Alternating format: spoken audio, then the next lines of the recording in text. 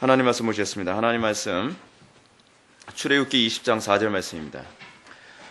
하나님 말씀은 출애굽기 20장 4절 말씀 구약 성경 112페이지입니다. 구약 성경 112페이지 출애굽기 20장 4절 말씀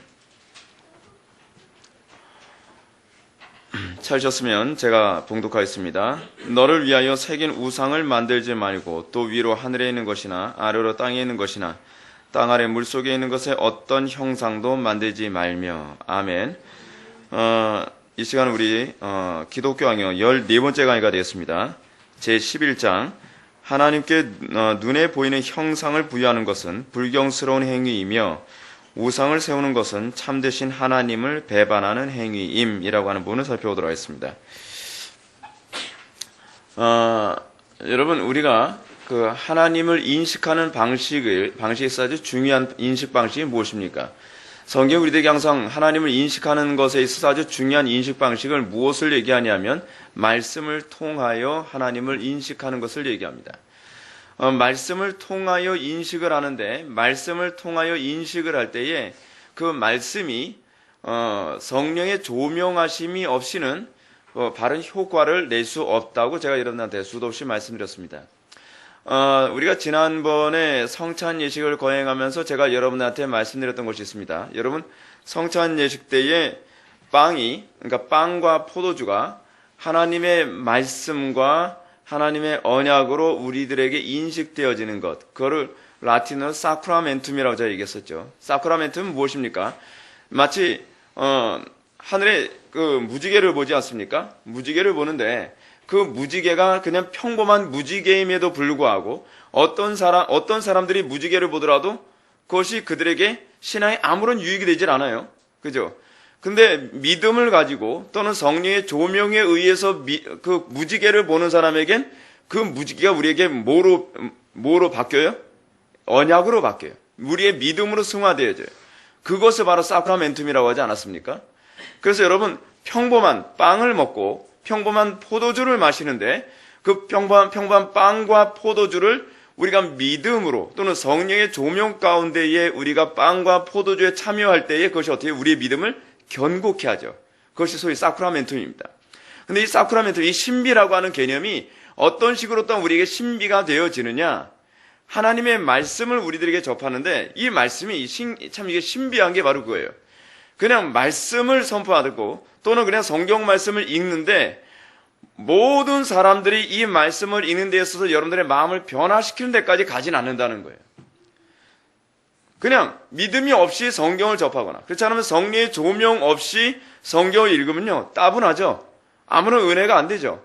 그리고 여러분, 아무런 성령의 조명 없이 성경을 보는 사람들 또는 설교를 듣는 사람은 그 설교가 어떻게 해요? 평범하고 아무것도 아닌 거예요. 전혀 신비롭지가 않아요. 근데 어떨 때 신비가 되어집니까? 항상 성령이 개입하셔야만 해요. 그게 계시의 특징. 여러분, 계시가 무엇입니까? 계시라고 하는 것은 열린 것이, 닫혀진 것이, 열려지는 것이 계시라고 하지 않았습니까? 근데 또는 감춰진 것이 열리는 게 계시예요. 근데 성경을 읽는다고 해서 감춰진 것이 열리질 않죠. 그렇죠? 성경을 읽는데 성경이 읽으면서 그것이 감춰진 것이 열리는 것은 뭐를 통해서만 열리냐면 항상 성령의 조명을 통해서만 열린다는 거예요. 자, 그렇다고 한다면 우리는 계시라고 하는 부분을요, 우리는 이제껏 주로 이런 식으로 많이 봤습니다. 여러분, 뭐가 계시라고 합니까? 성경이 계십니다. 성경이 계십니다. 이건 분명한 사실입니다. 근데 성경이 계신데 그 그러니까 우리에게 계시를 주시기 위해서 오신 분이 또 있으십니다. 그건 누구죠? 예수님이시죠. 근데 그 예수님이 우리에게 계시하시기 위해서 오실 때에 독특하게도 예수님은 항상 우리에게 성령으로 아버지를 계시하기 기뻐하셨습니다. 이게 굉장히 중요한 문제입니다. 예수님이 하나님이심에도 불구하고 성자이신 예수님께서 아버지를 계시할 때에 항상 성령으로 아버지를 계시했다는 사실입니다. 그래서 예수님이 뭐라고 말씀하시냐면 성경에 보면은 예수님께서 웃으실 때도 기뻐하실 때도 성령으로 기뻐하셨다라고 얘기하고 있어요. 이거 굉장히 중요한 문제입니다. 그러므로 이 계시라고 하는 부분도 지극히 삼위일체적인 관점에서 우리가 인식을 해야 되는데, 계시는 반드시 성부 아버지를 계시하는 거죠. 여러분, 예수님이 누구를 계셔요? 나를 본즉 누구를 봐요? 아버지를 보았느니라. 그래서 계시의 대상은 아버지예요. 아버지를 계시하시는데, 아버지를 계시할 때 무엇을 통해 계시하냐가 중요합니다. 성령으로 예수 그리스도를 통해 아버지를 계시하는 겁니다. 이 개념을 잘 이해하셔야 돼요. 그렇지 않으면 우리는 말씀으로만 아버지를 알 수 있다라고 생각을 해요. 근데 말씀으로만 아버지를 알 수가 없죠. 이 말을 이거 좀 조심해서 들어야만 합니다. 그러니까 성경은 아버지를 퍼펙트하게 오류 없이 증거하고 있는 것은 사실입니다. 이것이 성경이 가지고 있는 특징이에요.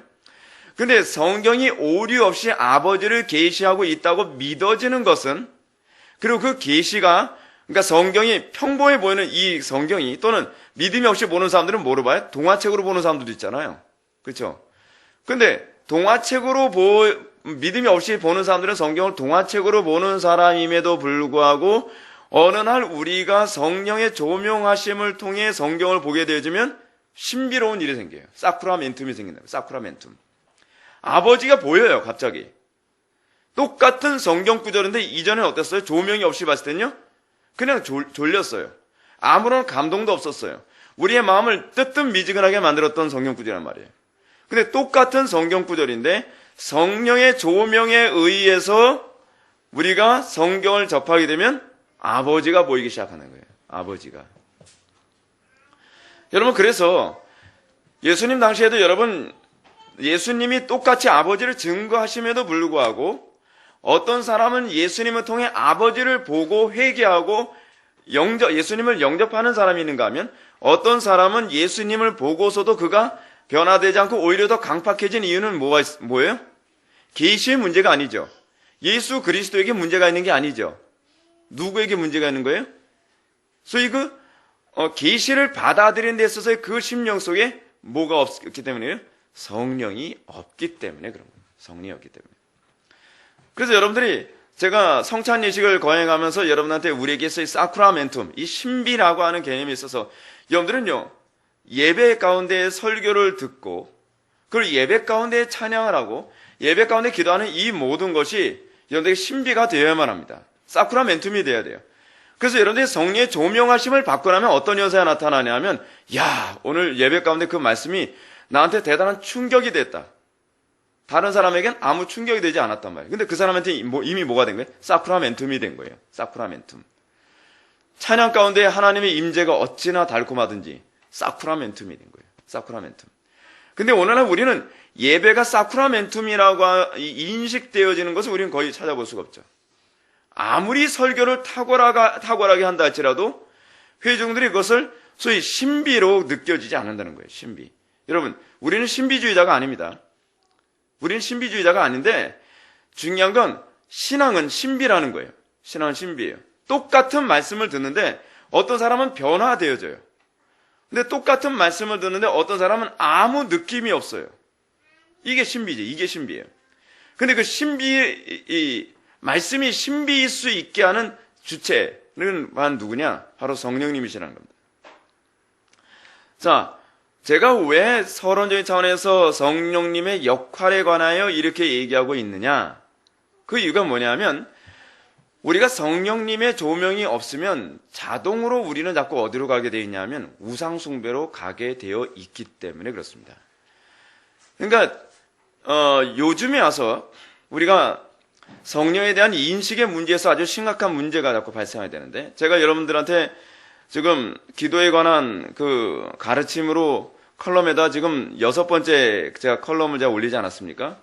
그러니까 기도와 하나님의 주권이라고 하는 그 글을 제가 6번째로 올렸는데, 여러분들이 이 컬럼을 읽으면서 매번 느낀 게 뭡니까? 그냥 기도는 하면 되는 줄 알았죠. 기도는 단순히 기도라고 하는 하나에만 그냥 걸쳐있는 문제라고 생각을 했죠. 근데 기도가 그렇지 않아요. 기도가 여러분들의 수준을 결정해요. 기도가요. 기도는요, 이 기도를 묵상해보면 묵상해볼수록 기도가 얼마나 놀랍냐면, 기도를 통하여 조직신학의 모든 과목과 다 연결되어 있어요. 그러니까 신론과 연결되어 있고 성령론과 연결되어 있고 그리고 섭리론, 그렇잖아요. 뭐 하나님의 주권교리, 그 하나님의 작정교리, 성도의 견인교리, 하여간 모든 교리가 이 기도에 다 묶여 있단 말이에요. 그래서 여러분, 기도에 관한 가르침 하게 되면 가장 대표적인 기도에 관한 가르침이 뭡니까? 예수님의 기도에 관한 가르침. 주기도문이죠, 주기도문. 주기도문을 잘 보시게 되면 주기도문이 어디에 나와요? 산상수훈에 나오죠? 산상수훈에 나오는 것이 주기도문입니다. 근데 주기도문 여러분들 산상수훈을 잘 보시게 되면 산상수훈이 마태복음 5장, 6장, 7장, 여러분들 산상수훈 강의에 들으셨던 분들은 어렴풋이 아마 기억이 나실 건데, 마태복음 5장, 6장, 7장에 기록되는 것이 산상수훈인데, 이 산상수훈의 가장 중심, 핵심 위치를, 중간 부분을 차지하는 것이 바로 주기도문이에요. 왜 주기도문이 그 자리에 차지하느냐? 그 마태복음 5장에 뭐가 나와요? 팔복이 처음에 나오죠. 팔복이 얘기하는 바가 뭐예요? 누가 하나님의 백성이냐? 하나님 나라 백성의 정체성. 팔복은 그걸 알지 않았습니까? 이렇게 하면 복 받는다가 아니죠. 구원받아 하나님의 백성들에게 주어진 복이 이거다. 심령이 가난해지는 거다. 여러분, 심령이 가난해지는 게 얼마나 큰 복인지 여러분 아시겠죠? 예. 그 아무나 가난해지는 게 아닙니다. 그 고난을 아무리 당해도요, 마음이 안 가난해져요. 근데 심령이 가난한 사람, 의에 주려고 목마른 사람, 의를 위하여 핍박받는 사람, 긍휼히 여긴 사람, 이런 쭉 이게 나오지 않습니까? 이게 하나님 나라 정체성의, 정체성을 먼저 언급하고, 그 다음에 하나님 나라 정체성 언급하고 난 다음에 그 다음에 나오는 것이 뭐예요? 하나님 나라 백성이 어떻게 사느냐. 그래서 그것도 일종의 아이덴티티와 관련된 부분인데, 하나님 나라 백성들이 저희 삶의 방식 중에서 어떻게 해요? 소금과 빛의 역할을 하며 사는 거. 이게 하나님 나라 백성들이 이렇게 살아가는 방식이죠. 그리고 그 다음에 나오는 것이 뭐예요? 십계명의 재해석, 율법에 대한 재해석이 나오죠. 복음적 재해석. 그래서 예수님 뭐라고 말씀하세요? 옛사람이 말한 바라고 하는 것은 그 사람들의 소위 유전을 얘기하는 것이고, 그들이 가지고 있는 율법에 대한 그 인식을 얘기하는 거거든요. 그래서 뭐라 얘기해요? 간음하지 말라 하였지만 여자를 보고 음욕만 품어도 뭐예요? 이미 간음하였다. 이게 율법과 복음의 차이죠. 율법과 복음의 차이. 그래서 율법과 복음의 차이를 예수님께서 언급하시고 난 다음에 6장으로 넘어가서 무슨 얘기를 합니까? 6장에서 얘기하는 것이 소위 바리새인들이나 이방인들의 종교 행위의 문제점을 계속 지적을 해 나가시죠.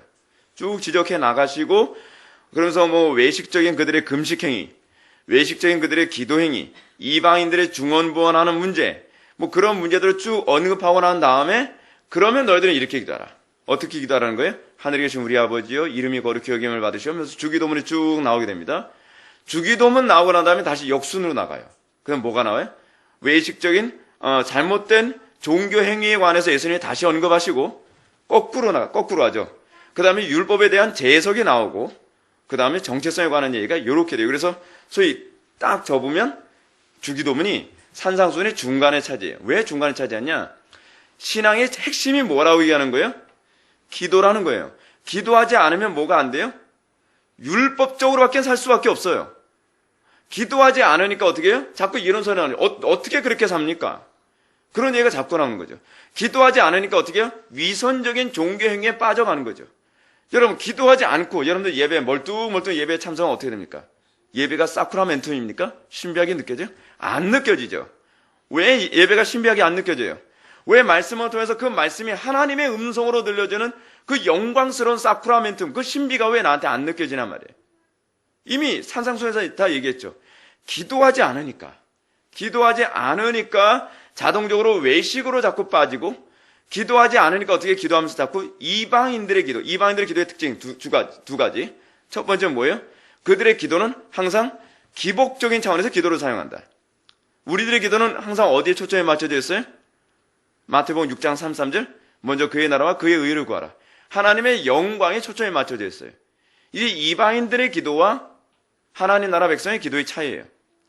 그러니까 오늘날 왜 기도하는 사람들이 많은데 나라가 이 모양 이 꼴이고 한국교회가 이 모양 이 꼴이냐? 그 이유는 여기에 있죠. 이방인들의 기도라는 거예요. 그래서 제가 여러분들한테 기도에 관한 가르침으로 컬럼에다 제가 실으면서 이런 말씀드렸잖아요. 기도는 분명히 중요한 것은 대상이 중요합니다. 어떤 대상에게 기도하냐가 중요한 문제입니다. 그런데 어떤 대상에게 기도하느냐보다 더 중요한 게 있습니다. 그것만큼 중요하다고 얘기하는 게 더 적절한 표현일 것 같아요. 뭐냐면 어떠한 대상에게, 하나님이라고 하는 대상에게 어떤 기도를 하느냐고 하는 문제예요. 그러니까 여러분, 우리는 여러분들이 기도를 하면서도 하나님을 우상 취급하는 방식이 하나 있어요. 뭐냐면 기도를 하는데 하나님이라고 하는 대상을 여러분들이 염두에 두고 기도를 하는데 그 기도의 내용이 이방인들처럼 무엇을 먹을까 무엇을 마실까 구한단 말이에요. 이것은 다 누가 구하는 거예요? 이방인들이 구하는 것이라. 이런 얘기하게 되면 여러분들 그러면 우리는 그럼 무엇을 먹을까 무엇을 마실까 구하면 안 됩니까? 아니죠. 여러분들이 먼저 그의 나라와 그의 의를 구하면 이 모든 것 더하여 주죠. 이거는 정확한 사실이에요. 정확한 사실.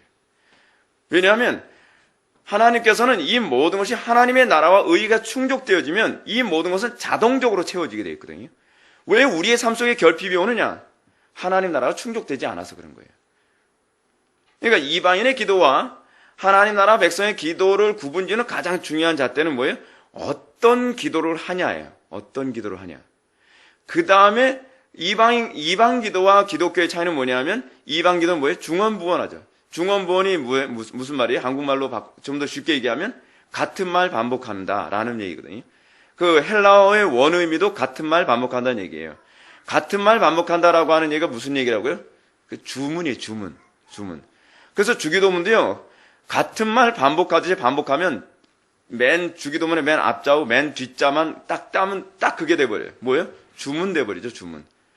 오늘날 많은 사람들이 주기도문을 주문처럼 하는 사람 있죠. 주기도문 몇백 번 외우면 소원이 성취된다. 이방인들의 기도의 전형이에요. 그 이방인들의 기도의 전형을 그래서 어디서 해요? 천주교에서 하잖아요. 천주교에서 묵주 왜 돌려요? 기도 횟수 세기 위해서. 기도 횟수를 센다는 것 자체부터가 뭘 의미하냐면 공로의식이 있는 거예요. 그러니까 하나님 앞에 내가 이 정도의 정성을 올려드렸으면 당연히 응답해 주시겠지. 그거죠. 그래서 여러분, 이방 종교 기도의 특징이 뭐냐면 자기의 정성이 담겨진 만큼 신이 감동한다는 사상이 있어요. 그래서 엘리야가 바알과 아세라 선지자들 850명의 그 선지자들과 대결을 할 때 엘리야의 기도와 이 우상 숭배자들의 기도가 두 가지가 딱 나눠지죠. 엘리야의 기도는 뭐예요? 믿음의 기도라고 한다면 바알과 아세라 선지자들 이 850명의 이 선지자들의 기도의 특징이 뭐예요? 이들은 정성을 올려드리는 거예요. 그래서 어떻게 자기 몸을 학대하죠. 막 몸으로 칼로 몸에 대면서 피를 흘려가면서 자기 신이 들어주길 바라죠. 오늘날 우리는 어떤 식으로 해요? 그런 식으로 하는 거예요. 횟수로 주기도문을 몇백 번을 하면, 또는 여러분들 이것 또한 조심해야 돼요. 몇 시간 기도하면 들어주시겠지도 다르지 않아요. 제가 여러분들한테 말씀드리죠. 기도를 장시간 하는 것은 유익이 있다 그랬죠. 경건에 상당한 유익이 있어요. 그러나 여러분들이 기도를 장시간 하기 때문에 하나님께서 당연히 들어주실 것이다라고 생각한다면 이방인의 기도로 전락해버리는 거예요. 시간이 얼마나 오래 기도하느냐가 결정하는 것이 아니라 우리가 하나님께 대한 간절함. 그래서 제가 과부의 강청 기도를 제가 예를 들면서 그러잖아요. 과부의 마음을 가지고 또는 불의한 그 재판관에게 자기의 한탄을 들어달라고 얘기할 때 과부가 시간 보고서 강청하지 않겠죠. 그죠? 강청을 하다 보니까 시간이 가는 거죠. 우리가 기도를 오래 하는 것은 기도를 오래 해야 하나님이 들으실 거라고 믿기 때문이 아니에요. 절대로 그게 아니에요. 우리가 성령님에 붙잡혀서 성령님께서 오랜 시간을 기도하길 원하신다는 것에 대한 그런 성령의 감동이 있어서 기도하는 것이나 그렇지 않으면 우리가 깊이 기도하다 보니까 시간의 흐름을 망각하여 그래서 3시간, 4시간 기도하는 것은 합당하나 내가 몇 시간 기도하면 들어주신다라고 하는 의식은 이방적인 기도의 방식이 거기에 또 침투해 들어가고 있다는 것을 여러분 기억해야 돼요. 굉장히 중요한 문제입니다. 자, 지금 얘기가 잠깐 기도에 관한 얘기로 3%로 빠졌는데 중요한 것이 무엇이냐면 우리가 하나님을 인식하는 문제에 있어서 인식이 잘못되어지면 거기서 어디로 가버리냐 하면 우상숭배로 간다는 것을 제가 여러분한테 말씀드리고 싶습니다. 왜 자꾸 우상숭배에 빠지느냐? 하나님이 보이지 않는다는 것이 이게 항상 어려움이에요. 그렇죠? 하나님이 보이지 아니하신다라고 하는 하나님의 보이지 아니하심은 우리에게 아주 중요한 문제를 우리에게 제시해 주고 있어요. 뭐냐면 하나님이 보이지 아니하시기 때문에 여러분들이 믿음이 없으면요 백발백중 우상숭배를 가게 돼 있어요. 이 하나님의 지혜가 얼마나 놀라운지 몰라요. 여러분 우상숭배의 특징이 무엇입니까? 봐야 믿는다는 거거든요. 여러분 이거 어디서 많이 듣던 소리죠? 우리가 전도를 하면 꼭 무슨 얘기예요? 보여줘. 왜 우리는 전도하는 사람하고 우리하고 대화가 안 되는지 아십니까? 우리는 믿어서 보이거든요. 근데 그 사람들은 보여줘야 믿겠다는 거예요. 구조 자체가 우상숭배예요. 구조 자체가. 신앙생활은 그래서 어디서 출발해야 되느냐? 보여주면 믿겠습니다가 아니라 믿으니 보여진다예요. 그 얘기는 무슨 얘기냐면 은혜가 먼저라는 거예요. 은혜가. 믿음은 뭐예요? 우리의 의지의 문제가 아니라 했죠. 내가 의지를 가지고서 결단하면 믿어지는 게 아니죠. 믿음은 뭐예요? 하나님의 은혜죠. 하나님의 은혜가 임하면 보이는 거예요. 하나님이 어떤 분이신지 보여요. 근데 보이는 것이 눈으로 보이는 게 아니라는 게 이제 문제죠. 하나님의 보이지 아니하심은 자꾸 하나님을 육으로 인식할 수 없게 하고 성령님의 은총으로만 인식하게 하셨음을 의미합니다. 이게 하나님의 보이지 아니하심의 특징이에요. 하나님의 보이지 아니하심이 가지고 있는 독특한 특징이 그래서 여러분 하나님이 사실 안 보이십니까? 마치 여러분 이런 거와 똑같아요. 너무 거대하면 안 보이죠. 너무 거대하면. 마치 여러분 지구가 너무 거대하다 보니까 지구가 돌고 있다는 것도 우리는 느낄 수가 없잖아요. 근데 하나님은요. 우리는 자꾸 하나님을 어느 수준을 자꾸 보려고 그러냐면 우리처럼 조그만 이 안목에서 보이는 그 조그만 분으로 자꾸 보기를 원하는 거예요. 근데 하나님은요. 온 우주보다 광대하세요. 그래서 그 하나님은 우리 삶의 모든 영역에서 당신 자신을 뭐하고 계신다고요? 계시하고 계신다 그러잖아요. 근데 어떻게 계시한다 그랬어요? 자연 만물을 통해서. 로마서 1장에서 뭐라고 해요?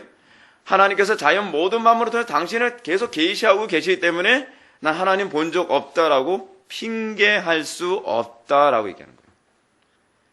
우리는 하나님을 이미 안 믿는 사람들도 보고 있어요. 모든 피조 세계를 통해서.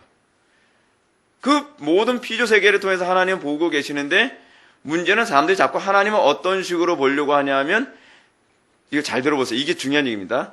자기가 원하는 방식으로 보고 싶어 하는 게 문제예요. 자기가 원하는 방식으로 보고 싶어 하는 방식으로 형상화한 게 바로 우상이에요. 여러분들 어때요? 하나님은 여러분들이 원하는 방식대로 나타나길 바랍니까? 아니면 여러분들이 하나님께서 원하시는 방식으로 여러분들은 하나님을 보길 원하십니까? 여기서 우상숭배냐 아니냐의 문제가 계속 이 씨름이거든요. 우리는 기도로 자꾸 우리가 잘못 기도하는 것 있지 않아 뭡니까? 하나님은 자꾸 조종하려고 하잖아요. 기도로. 기도는요. 제가 여러분한테 누누이 말씀드리죠. 기도는 내가 하나님을 조종하는 게 아니에요. 이게 이방 종교 기도의 특징이거든요. 이방인들은 기도를 통해서 어떻게 해요? 신을 내 마음대로 움직이려고 드는 거예요. 그렇죠? 근데 원래 기독교의 기도는 뭐예요? 내가 하나님을 움직이는 것이 아니라 내가 하나님의 뜻을 알고 그의 뜻 앞에 내가 굴복되어져서 예배자로 살아가는 것이죠. 그게 우리 기독교의 기도의 목적이거든요. 기도를 그래서 잘못하면 점점 사람이 악해져요. 그렇죠? 왜 악해지죠? 기도를 하면서 점점 더 하나님의 앞에 죄를 범하기 때문에. 여러분 생각해 보십시오. 이것만큼 무례한 게 어디 있나? 아랫사람이 윗사람한테 와서요. 그러니까 윗사람을 자꾸 자기 방식대로 주무르려고 들은다고 생각을 해봐요. 여러분, 그러니까 예를 들어서 대통령하고 제가 누굴 염두에 두고 하는 얘기는 아니니까 오해하지 마십시오. 대통령이 있는데 대통령 밑에 보좌관이 있어요. 근데 그 보좌관이 대통령의 명령을 따라서 그의 국정 방식을 수행하는 것이 아니라 대통령을 자꾸 뒤에서 조종하려고 든다고 해보십시오. 여러분 그러면은 대통령이 기분 좋겠습니까? 나쁘겠습니까? 나쁘죠. 근데 우리가 하나님을 그렇게 하려고 들어요. 하나님 그렇게 하면 안 돼요. 하나님 이렇게 해주셔야 돼요. 그러면서 안 들어오시면 어떻게 해요? 밥을 굶어가면서까지 때를 쓰죠. 자꾸 하나님은 어떻게 만들려요? 내가 원하는 방식의 하나님으로 만들어 가려고 하죠. 내 눈에 보이는 하나님으로 자꾸 만들어 간다는 게 바로 이거예요. 내 눈에 보이는 하나님으로 만들어 가려고 해요. 그래야 하나님이 계신다고 믿겠다고 또 고집까지 피우잖아요. 여러분 그런 얘기 많이 하잖아요. 하나님 이렇게 해주시면 내가 하나님 살아계신 거 믿겠습니다. 아주 신앙이 어릴 때는 좀 봐주시더라고요, 하나님께서. 근데 어느 정도 컸는데도 그러면 어떻게 해요? 한 대 맞죠. 신앙생활 그렇게 하는 거 아니라는 거죠. 왜요? 하나님을 자꾸 우상으로 만드는 거죠. 여러분, 율법에서 하나님을 형상화하지 말라라고 하는 이 개념은요, 아무리 묵상해도 정말 이 샘솟는 물과 같습니다. 얼마나 많은 묵상을 우리에게 요구하는지 모릅니다. 하나님을 형상화하지 말라는 것은 하나님을 내 방식대로 주무르려 들지 말고 하나님을 내가 보이는 방식대로 움직이려 하지 말라는 거예요. 내가 원하는 방식대로 움직여야만 당신은 나의 하나님이십니다. 그래서 여러분 어떻습니까? 이런 우상 숭배적 마음에서 나오는 전형적인 태도가 있어요. 내 마음대로 해주시면 감사, 내 마음대로 안 해주시면 하나님 원망. 이스라엘 백성들이 광야에서 하나님 앞에 징계를 받을 때 그들이 불평했기 때문에 징계를 받았다고 해서 여러분 그 일면만 보면 너무하다고 생각되죠. 아니 불평할 수도 있지. 불평했다고 어떻게 그 자리에서 다 죽여? 한두 명도 아니고 야 잔인한 하나님이야. 그 개념이 아니에요, 여러분. 그들이 자기 마음대로 하나님이 자기 마음대로 해주시면 감사하고 자기 마음대로 안 해주시면 불평한다는 이 개념이 바로 우상 숭배이기 때문에 그래요. 내 방식대로 하나님을 형성하는 거예요. 그것이 실제적으로 행동으로 액션으로 나타난 게 하나 있죠. 창세기 32장에 나오는 황금송아지 사건이 바로 그거예요. 황금송아지 만들어 놓고 이 송아지는 어떻게 해요? 우리를 애굽에서 인도해낸 여호와 하나님이로다. 이것을 우상숭배로 규정하잖아요. 우상숭배로요. 그러니까 사도 바울이 우리에게 뭐라고 하니까 범사에 감사하라고 얘기하죠. 그럼 우리는 항상 이런 식으로 반격을 가하죠. 아니, 어떻게 감사가 나옵니까? 어떻게 범사에 감사할 수 있어요? 이렇게 어려운 일인데, 이렇게 힘든 일이 생기는데, 이렇게 나의 마음을 아프게 하는데 어떻게 내가 하나님께 감사할 수 있습니까? 그 얘기는 무슨 얘기가 내포되어 있는 거죠? 하나님은 내 방식대로 움직여줘야만 하나님이라고 인정하겠다는 얘기거든요. 그 이면에 이미 우상숭배가 자리매김하고 있는 거예요. 그래서 여러분들 이 땅에서 살아가는 가운데 하나님께서 계속적으로 여러분들을 연단하시는 방법이 뭐냐면 이걸 쉽게 간단히 얘기하면 이거예요. 여러분들 범사에 감사하는 사람 만들어가는 거. 이게 하나님께서 이 땅에서 여러분들을 훈련시키는 방식입니다. 다른 게 성화가 아닙니다. 이 소위 세인티피케이션이라 해서 이 성화라고 하는 것은 궁극적으로 뭐냐면 우리 속에 우상을 하나씩 제거해 나가는 것이 성화거든요. 근데 우리 속에 우상이 제거되어진 만큼 뭐가 나오냐면 감사가 나와요. 우리에게 우상이 쌓인 만큼 뭐가 나오냐면 불평과 원망이 나와요. 하나님 왜 내 마음대로 안 해주십니까? 하나님 왜 이렇게 행동하지 않습니까? 무슨 얘기죠? 우상인 거예요. 우상. 자기의 방식대로 형성하는 거죠. 그래서 우리는 내 방식대로 하나님이 움직여야 하나님은 선명한 하나님이에요. 근데 그것이 바로 내가 조각한 하나님이죠. 소위 우리는 태어날 때부터 우리는 본성적으로 어떠냐면 내 마음속에 이미 가지고 있는 형성화된 하나님이 있어요. 하나님은 이렇게 해주셔야만 된다고 생각하는 하나님관이 있단 말이에요. 그렇죠? 그래서 이게 소위 우리 속에는 어떤 식으로 자리 잡고 있냐면 월드뷰라고 해서 이 세계관이라는 방식으로 자리 잡고 있거든요. 근데 이 세계관, 내가 가지고 있는 세계관에 딱 아다리가 맞아야, 맞아야 우리는 이 하나님이 어떤 진짜 하나님이라 생각하는 거예요. 근데 이건 아주 곤란한 거죠. 이게 우상숭배거든요. 이게 우상숭배. 오늘날 왜 사람들이 강단 설교에는 잘 아멘이 안 나오는데 간증에서는 아멘이 잘 나오냐? 이거 굉장히 심각한 문제거든요. 왜냐하면 내가 섬기는 우상과 들어맞는다는 얘기예요.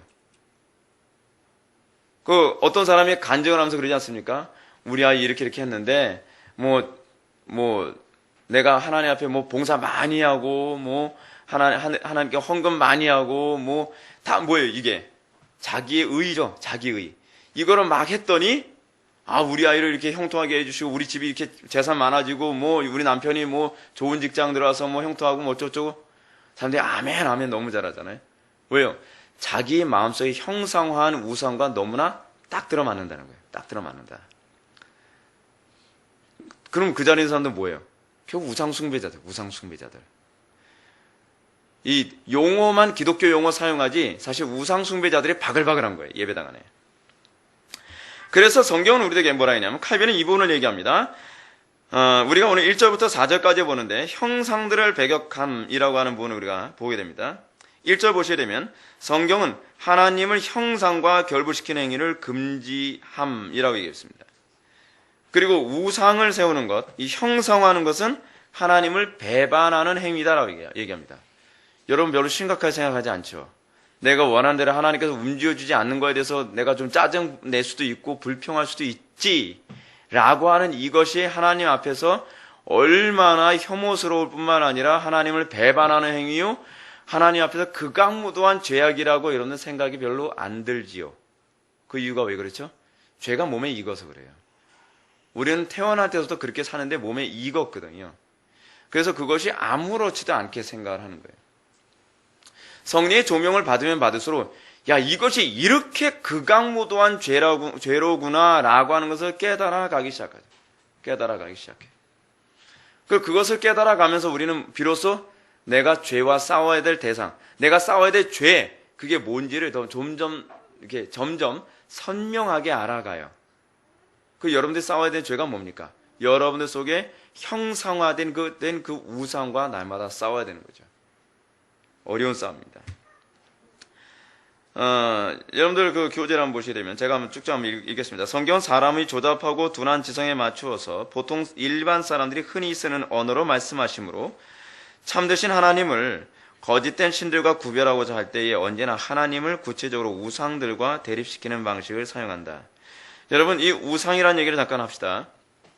우상의 정의가 뭡니까? 여러분, 출애굽기에서는 좀 이렇게 선명하게 안 나오지만 신명기 4장과 5장에 보게 되면은 우상에 대한 정의를 뭐라고 내리고 있냐 하면 여호와 하나님을 내 방식대로 형상화하는 것이 우상입니다. 그러니까 여러분은 자꾸 우상 하게 되면 딱 머릿속에 떠오르는 게 무엇입니까? 이방 종교에서 어떤 형상 만드는 것을 자꾸 우리는 우상이라고 생각을 하잖아요. 그렇죠? 근데 성경이 1차적으로 규정을 하는 우상의 개념은 그 개념이 아니에요. 여러분, 실제로요, 여러분들이 성경을 볼 때 좀 다른 안목으로 봐야 될 필요성이 많이 있는 게 하나님께서는 이스라엘 백성들 안에 어떤 우상을 만들었기 때문에 분노하는 개념이 아니에요. 하나님께서 항상 이스라엘 백성들에게 분노하시는 방식이 뭐냐면 하나님을 우상처럼 섬기는 것을 분노하신단 말이에요. 근데 하나님을 우상처럼 섬긴다는 것이 무엇을 의미하느냐? 하나님의 속성 중에 한 속성, 어떤 특정한 속성만을 절대시하고 이것만 추구하는 거예요. 여러분, 오늘날 대부분의 교회 안에서 하나님의 속성 중에 유난히 주로 추구하는 속성이 하나 있죠. 이것 때문에 이단이 많이 나와요. 뭔지 아십니까? 구원이요. 구원하시는 하나님. 근데 구원하시는 하나님에 대한 속성만 믿지 반대로 심판하시는 하나님에 대한 속성을 부정하는 사람들도 많이 있죠.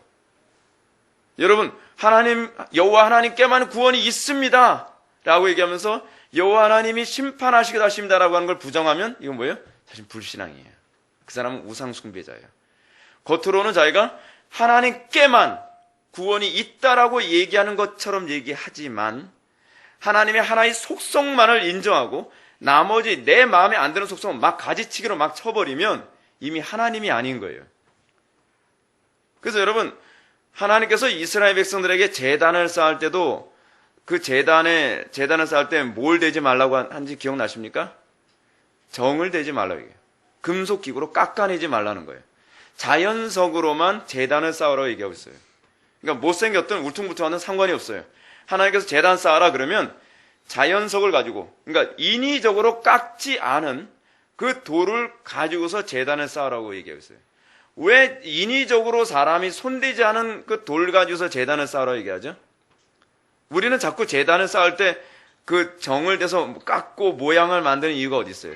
내 마음에 드는 방식으로 제단을 만들고 싶은 거거든요.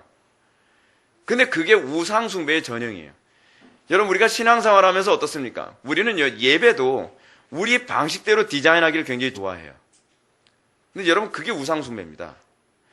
예배는요, 우리가 원하는 방식 또는 우리의 취향대로 디자인하는 게 아니에요. 예배는 하나님께서 디자인하신 대로만 사는 거예요. 여러분, 그래서 여러분 잘 보십시오. 이게 굉장히 재미있는 표현입니다. 예배는 하나님께서 디자인한 방식대로 예배한다. 이 표현은, 여러분, 예배는 공적인 예배와 사적인 예배로 우리 굳이 구분한다면 구분할 수 있죠. 여러분, 사적인 예배로서의 여러분의 삶의 현장이 예배가 되려면 삶을 내 방식대로 디자인하는 것이 예배자의 삶이 아니죠. 하나님의 방식대로, 하나님이 디자인한 방식대로 우리가 감사하며 그 삶 속에서 순응하고 믿음으로 날마다 그 환경을 뛰어넘어가며 살아가는 것, 자기를 부인해가며 살아가는 것, 내 정과 욕을 십자가에 못 박고 하나님께서 나에게 주신 그 환경에 대해서 감사하며 하나님께서 나에게 주신 그 환경 자체가 예배의 소위 틀이거든요. 우리의 삶 자체가 예배의 틀이에요. 여러분들이 원치 않는 자녀를 여러분들이 얻었든, 여러분들이 원치 않는 배우자와 여러분들 살든, 여러분들이 원치 않는 환경에서 여러분 직장 생활을 하든, 여러분들이 원치 않는 어떤 여건에 살아가든 그것은 하나님께서 우리에게 주신 예배의 폼이에요. 우리는 왜 나에게 이런 환경을 주셨습니까? 라고 얘기를 하는데, 이 얘기는 바꿔서 얘기하면, 목사님 예배 스타일 바꿉시다. 예배 스타일이 너무 촌스럽고 내 취향에 안 맞습니다. 내 취향대로 예배 스타일을 바꿉시다. 음악도 바꿉시다. 찬송도 바꿉시다. 뭐 바꿉시다. 설교도 짧게 합시다. 다 바꿉시다. 여러분, 그게 같은 얘기란 거 여러분 아십니까? 이 땅에 여러분들이 원치 않는 그 삶의 정황이 얼마나 많이 오는지 몰라요. 내가 원치 않는데 갑자기 어떤 불의의 사고로 당하기도 하고, 내가 원치 않는데 갑자기 사업에 어려움을 겪기도 하고, 내가 원치 않는데 갑자기 직장에서 막 잘리기도 하고. 근데 여러분, 그게 바로 하나님께서 주신 폼으로서의 예배의 정황이에요. 그럼 여러분들이 공적 예배를 다시 한번 적용해서 생각해 봅시다. 그런데 공적 예배에 참석했어요. 여러분들 취향에 맞지 않는, 또는 여러분들 별로 좋아하지 않는 그런 예배의 형태가 여기저기 가득하단 말이에요. 그럼 여러분 어떻게 돼요? 예배를 바꿔야 돼요? 하면 나를 바꿔야 돼요? 나를 바꾸는 거죠. 그게 예배자죠. 하나님 말씀 앞에 나를 굴복시키고, 그리고 그 찬양 앞에 나를 부인하며, 하나님 앞에 내가 오늘 다 같이 기도합시다. 기도하기 싫어도 내가 내 자신을 부인해가면서 그 기도에 전심을 다해 참여할 때에 그게 이제 소위 예배가 되는 거잖아요. 참된 예배. 근데 우리 사적인 삶의 모든 영역이 다 그런 거예요. 온통 부인해야 될 것 투성이에요. 온통 부인해야 될 것 투성. 내가 원하는 방식대로 환경이 만들어지질 않아요. 내가 원하는 사람을 만나지도 않고요. 여러분, 제가 이제 초등학교 때부터 제가 가졌던 딜레마가 하나 있습니다. 제가 초등학교 때 아직까지 기억나는데, 꼭 제가 학년이 올라갈 때마다 꼭 저를 괴롭히는 애들이 한두 명 있고 있었어요. 제가 성격이 굉장히 순했거든요. 굉장히 순하다 보니까 꼭 그런 애들이 꼭 한 명 꼭 있는 거예요. 그럼 왜 그럴까? 하나님께서는 왜 내가 원하는 대로 인생을 살게 하지 아니하실까? 그래서 점점 어떻게 해요? 제가 그때 믿음이 깊다든지 누가 이렇게 신앙에서 이렇게 해야 된다 배운 적이 없으니까. 그래서 저는 그렇게 생각했죠. 힘을 길러야 된다. 그래서 제가 힘을 기르기 위해서 정권을 단련하고 무술을 수련하고 이제 자꾸 그렇게 된 거죠. 저는 그 당시에. 근데 저는 이 환경 자체, 내가 원치 않은 환경이 자꾸 벌어지고 있는 이 환경이 하나님께서 나에게 주신 예배 순서라는 걸 전혀 의식하지 못했거든요.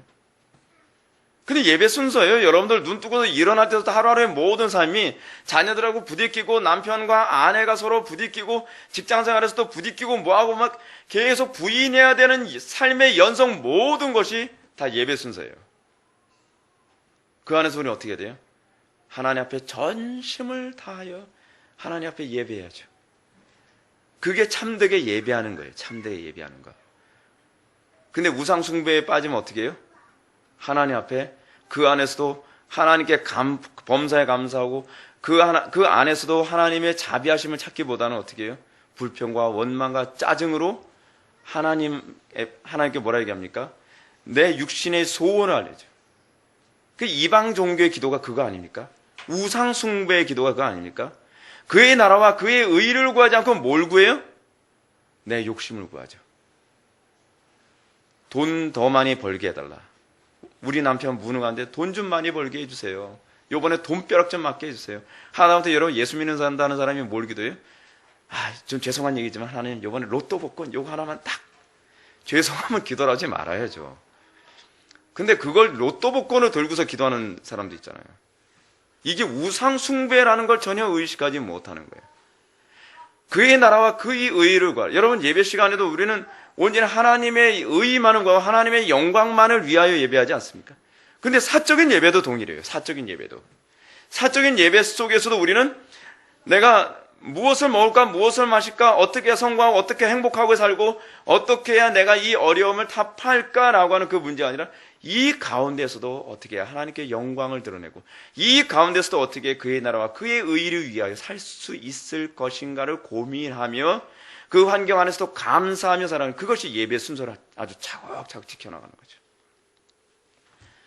그게 이제 우상숭배적으로 살아가는 사람과 하나님을 예배하는 예배자의 삶이 딱 나를 이걸 뭐예요? 이게 거룩이라는 게 거룩, 카도시, 구분됨. 이렇게 구분되어지는 거예요. 이렇게 구분되어지는 거예요. 자, 그러면서 우리 좀 더 한번 봅시다. 여러분들 첫 번째 패러그래프의 한 중간 부분부터 한번 보면 사람이 하나님을 탐구함에 있어서 자기 자신의 사색에 집착할 때에 반드시 빠지게 되는 어리석음을 정신 나간 상태를 더 정확하게 드러내기 위해 그렇게 하는 것이다. 그래서 거기서 한 줄 더 밑으로 내려가면 바로 그 정의가 사람들이 자기들의 생각을 근거로 자기를 위해서 만들어내는 모든 신관념, 여기다 밑줄 칩시오. 자기들을 위해서 만들어내는 모든 신관념, 이게 우상숭배입니다. 우상숭배. 여러분, 우리 기독교 신앙은 나를 위하여 하나님을 섬기는 게 아니죠. 사실은 이 말 자체도 서로 모순입니다. 섬긴다는 말과 나를 위하여는 같이 갈 수가 없잖아요. 그죠? 근데 우리는 예수를 왜 믿어요? 왜 믿어줘요? 나를 위해서 믿어주는 거죠. 왜요? 왜냐하면 구원이라고 하는 우상숭배에 빠져 있으니까. 그러니까 구원만 받았다 싶으면 망고 땡인 거예요. 이제는 내 마음대로 사는 거예요. 나를 위하여 사는 거죠. 나를 위하여 살 뿐만 아니라 하나님은 항상 나의 삶의 그 서포터즈가 되어야 되는 거죠. 그죠? 하나님 뭡니까? 내가 오늘 이렇게 예배도 드려줬고 내가 헌금도 이렇게 막 잘하고 11조도 했는데 왜 이런 일이 있을 수 있습니까? 나를 위하여 예배를 드립니다. 나를 위하여 신앙생활하는 거예요. 근데 그게 아니라니까요. 신앙이 점점점 성숙해져 가면 이제는 하나님을 위하여 살아가고 이웃을 위하여 살아가는 것이 무엇인지 알아가는 거죠. 그래서 자기를 위하여 만들어내는 모든 신관념을 완전히 제거시켜 주시는 것이다. 하나님에 대한 유일하고도 참된 증거자는 바로 하나님 자신이기 때문이다. 여기서 아주 중요한 부분이 이겁니다. 하나님에 대한 유일하고 참된 증거자는 바로 하나님 자신입니다. 그래서 여러분들이 하나님을 알기 위하여 우리에게 필요한 것은 이성보다 더 앞서야 되는 게 있죠. 오로지 하나님만이 당신이 증거할 수 있다는 겁니다. 하나님만이 당신이 증거할 수 있기 때문에 하나님께서는 성자를 보내신 것이죠. 성자만이 오류 없이 아버지를 증거할 수 있으니까요. 근데 재미있는 게 이거죠. 오류 없이 아버지를 증거하는 것만이 능사가 아니죠. 예를 한번 들어볼게요. 제가 오류 없이 설교를 한다고 해서 여러분들이 오류 없이 듣지는 않죠. 성경이 오류 없이 기록되었지만 여러분들이 성경을 읽는다고 해서 다 오류 없이 성경을 읽는 건 아니죠. 아버지를 오류 없이 인식하려면 누가 증거해 주셔야 돼요? 성령님이. 그래서 소위 아버지의 자기 계시, 하나님의 자기 계시도 삼위일체적이에요. 성부, 성자, 성령 이 세 하나님 중에서 한 분 하나님이라도 소외되어지면 그게 소위 뭐가 되어지냐면 우상숭배로 빠져들고 마는 거예요. 아버지만 당신이 계시할 수 있어요. 근데 우리는 소위 오늘날 소위 이성주의에 많이 좀 빠지고 지성주의에 많이 빠져 있는 교회들의 문제가 무엇이냐면 아버지를 성자께서 계시하셨기 때문에 성경이 정확무한 하나님의 말씀이기 때문에 성경만 열심히 배우면 아버지를 알 수 있다고 생각해요. 저는 그걸 믿질 않아요. 성경을 배워서 알아지질 않습니다. 그러니까 제가 말씀드린 말을 오해해서는 안 돼요. 이성으로만 성경이 알아지질 않아요. 여러분들은 설교를 들으면서도, 여러분들은 성경을 읽으면서도, 여러분들이 머릿속에 싹 들어가면서 여러분들은 재가공하는데 아주 능숙하거든요. 내 방식대로 아버지를 이해해요. 그래서 여러분들은 성경을 읽으면서 어떻게 해요? 밑줄을 엉뚱한 데다 치죠. 엉뚱한 데다. 왜 밑줄을 자꾸 엉뚱한 데다 치는 현상이 나타나죠? 그 이유가 어디 있죠? 그 이유는 자꾸 잘못 이해하는 거예요. 잘못 이해하는 거예요. 그래서 기껏 성경 한 번 읽고 나서 대화를 나누는데 엉뚱한 소리 하는 사람 많이 있죠. 설교를 듣고 나서도 자꾸 엉뚱하게 해석하는 경우가 많이 있죠. 왜 그렇죠? 몇 가지 원인을 찾아야 됩니다. 설교자가 잘못될 수 있어요. 설교자가 아버지를 잘못 계셔야 되면 그건 누구 책임이에요? 설교자의 책임이에요. 근데 설교자는 정확히 아버지를 제대로 그 증거를 했는데 문제가 뭐냐면 회중이 엉뚱하게 알아들어 버리면 그것은 그 사람의 그게 문제가 있는 거죠. 어떤 문제죠? 이성을 더 의존한 게 문제인 거예요. 성령님을 더 의존하지 않고 이성을 더 의존한 게 문제인 거예요. 우리는 자꾸 하나님을 내 방식대로 자기를 위하여 하나님을 인식하려고 해요. 여러분들 정말 조심해야 되는 게 뭐냐면 여러분들 신앙생활을 하면서 점점점 깎여져 가는 게 뭐냐면 내 방식대로 하나님을 알아가려고 하는 태도가 깨져가야 돼요. 내 방식대로 하나님을 알아가려는 태도가 깨어지기 전에는 여러분들 여전히 우상숭배에 매몰되어 있는 상태라는 것을 기억해야만 합니다. 그래서 여기서 지금 얘기하는 하나님에 대한 유일하고 참된 증거자는 바로 하나님 자신이기 때문이다 라고 하는 이 얘기는 이 부분을 이 하나님은 삼위일체 하나님의 개념으로 이해하셔야 돼요. 그래서 여러분들 요한복음 6장 13절과 14절 말씀 보시겠습니다. 16장 요한복음 16장입니다.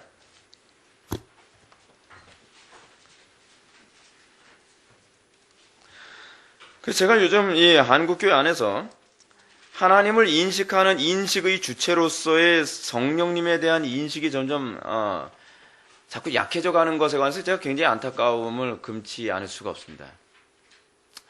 물론 솔라 스크립투라 오직 성경이라고 하는 이 인식이 강화되고 있는 것에 대해서는 굉장히 고무적으로 생각하지만 우리가 바르게 가르치고 바르게 성경에 대한 교리를 배웠다고 해서 바르게 인식할 수 있는 건 아니거든요. 야, 여러분 이런 거 있지 않습니까? 소위 이성적인 교육도 칩시다. 학교에서 선생님이 이제 이게 아주 적절한 표현이 될 거예요. 선생님이 기가 막히게 잘 가르치는 선생님이 있어요. 막 영어고 수학이고 뭐 이게 기가 막히게 잘 가르쳐요. 기가 막히게 잘 가르치는데 여러분 잘 가르치는 선생님 만났다고 해서 학생들이 100% 다 성적이 다 좋지는 않죠. 주로 어떤 아이들이 성적이 잘 나옵니까? 이성이 발달한 아이들이 성적이 많이 나와요. 잘 나와요.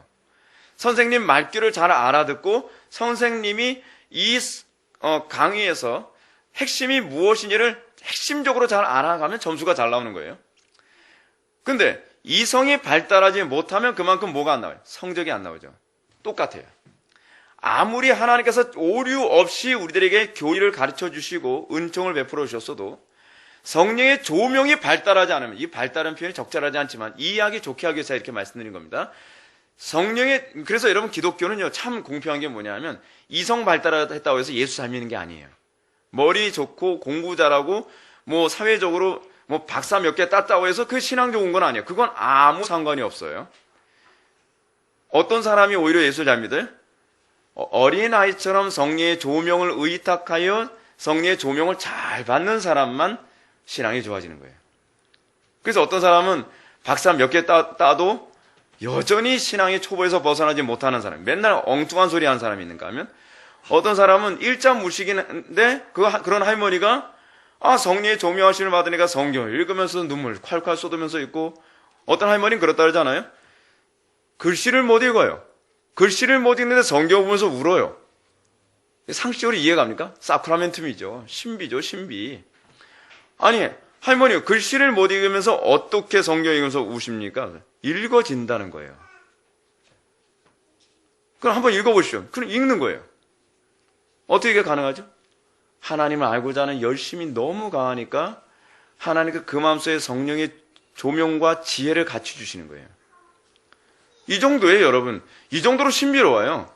이게 기독교예요, 이게 기독교. 그러니까 여러분들이 어떤 태도부터 자꾸 깨져야 되냐면, 내가 하나님을 인식하기 위해서는 하나님이 아니어서는 내가 하나님을 인식할 수 없다라는 것부터 인정을 해야 돼요. 그걸 인정을 하면 여러분들 예배 전에 그냥 흐리멍덩하게 앉아서 예배 시간 될 때까지 그냥 넋놓고 앉아있지 않겠죠. 하나님, 오늘 이 시간 내가 하나님 정말 알기 원합니다. 거룩하신 성삼위 하나님께서 성령님에 의해 그리고 그 예수 그리스도의 말씀을 통해서 아버지를 알게 하여 주소서. 정말 간절하게 구해야 되는 거죠.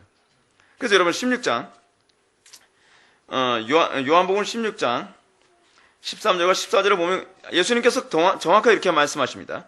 그러나 진리의 성령이 오시면 그가 너희를 모든 진리 가운데로 인도하시리니 그가 스스로 말하지 않고 오직 들은 것을 말하며 장래 일을 너희에게 알리시리라. 그가 내 영광을 나타내리니, 성령께서 하시는 게 뭐예요? 내 영광, 그리스도를 증거한다는 겁니다. 말씀을 증거하는 거예요. 성령께서 엉뚱한 짓 하지 않습니다. 성령께서 성경에 없는 얘기하지 않습니다. 신비한 거 그런 거로 역사하시는 분이 아니십니다. 성령의 역사의 가장 핵심이 뭐냐면 예수 그리스도의 말씀에 대한 조명을 통해 아버지를 알게 하는 거예요. 이게 성령 역사의 핵심이에요. 내 것을 가지고 너희에게 알리겠음이니라. 이게 바로 성령 역사. 그래서 여러분, 어떤 사람이 성령 체험했다 뭐했다 좋습니다. 저는 성령 체험했다는 것에 대해서 굉장히 고무적으로 생각하고 굉장히 반가워합니다. 근데 성령을 체험했다고 하는데 그가 성경을 알기를 원하고 진리를 더 많이 알려고 하는 데는 열심이 없다고 얘기한다면, 저는 그 사람의 속에서 역사하시는 분이 성령님이라고 저는 믿질 않습니다. 왜냐하면 성령님이 하시는 일은 아버지를 오류 없이 인식하도록 만드는 거예요. 여러분, 오류 없이라고 하는 이 표현을 좀 여러분들 주의해서 듣기 바랍니다. 왜 그러냐면, 여러분, 변화가 나타나는 게 어떻게 해야 변화가 나타나는지 아십니까? 어떻게 해야 성화가 되는지 아십니까? 아버지를 오류 없이 인식해야만 성화가 나타납니다. 그러니까 여러분, 도덕적으로 사는 게 성화가 아니죠. 성화가 뭐라 했습니까? 성화를 영어로 할 때 항상 앞에다 붙이는 거 세인트잖아요. 세인트. 성화라고 하는 것은 하나님화 된다는 얘기거든요. 하나님화 된다고 해서 우리가 신이 된다는 얘기는 아니죠. 성화가 뭐예요? 하나님의 형상을 회복하는 게 성화거든요. 착하게 사는 게 성화가 아니에요. 전 도덕적으로 사는 게 성화가 아니에요. 그러니까 적어도 어떤 영역이냐면 그리스도와 연합되어져야만 이게 성화거든요. 근데 성경을 뭔가 삐딱하게 좀 이상하게 알고 있는 상태에서 성화가 일어날 수 없죠. 그 성화가 일어나려면 항상 누가 개입하셔야 돼요? 의지가 필요해요? 아니죠. 성령님이 필요하시죠. 성령님이 우리를 그리스도와 연합시키는데 그리스도를 오류 없이 인식하게 하는 거예요. 물론 오류 없이라고 하는 이 표현은요, 우리가 물리적으로 검증할 수 있는 잣대는 없어요. 근데 이것은 인식의 문제예요. 내가 아버지를 인식하는데 아버지를 바르게 인식하는 거죠. 그래서 여러분, 아버지를 바르게 인식했다고 한다면 거기서 나타나는 현상을 조나단 에드워즈는 뭘 얘기하냐 하면 첫 번째, 하나님께 대한 경외심이 나타나야 된다고 얘기하는 거예요. 하나님에 대한 경외심이 없으면 그건 사실은 아버지에 대한 인식이 심각한 문제가 있는 거죠. 오늘날 기독교인들이 성령 체험했다, 나 믿음 있다, 뭐하다, 신앙 좋다, 뭐하다 하면서도 어떻게 예배를 불경건하게 드리고 그 하나님에 대해서 정말 마치 하나님 없는 자처럼 살아가며 하나님의 말씀을 쉽게 무시해버리는 그런 충조는 사실은 아버지를 안 적이 있는가라고 하는 부분에서 우리가 좀 고민을 해볼 필요성이 있는 것이죠. 하여간 여기서도 지금 성령께서 하시는 일은 항상 이 그리스도께서 가르치신 말씀을 통해 아버지를 알게 하는 것이라고 하는 부분을 요한복음은 선명하게 우리들에게 얘기해주고 있습니다. 자, 좀 더 넘어갑시다. 여러분들 117페이지 맨 밑에 줄부터 봅시다. 그러므로 하나님은 율법에서 오직 자기 자신에게만 신적 영광이 있음을 말씀하신 후 그가 인정하시는 예배 혹은 배격하시는 예배가 어떤 것인지를 가르치시면서 즉시 여기서도 또다시 표현되어진 것, 너를 위하여 새긴 우상을 만들지 말고 또 위로 하늘에 있는 것이나 아래로 땅에 있는 것이나 땅 아래 물속에 있는 것이 어떤 형상도 만들지 말라고 말씀하시는 것이다 라고 얘기합니다. 이 말씀을 통해서 하나님은 그를 눈에 보이는 형상으로 표현하고자 하는 우리 완악함을 미연에 막으시는 것이며, 그래서 눈에 보이는 형상이라는 이 부분은 굉장히 많은 묵상이 필요하다 그랬죠. 눈에 보이는 형상이란 내 마음에 드는 하나님을 의미할 수도 있고, 이 의미가 내포되어 있죠.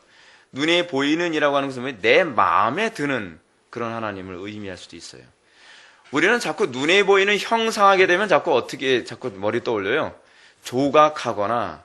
그래서 옛날에 집안에 인형도 우상이다. 그렇게 얘기하면 곤란하죠.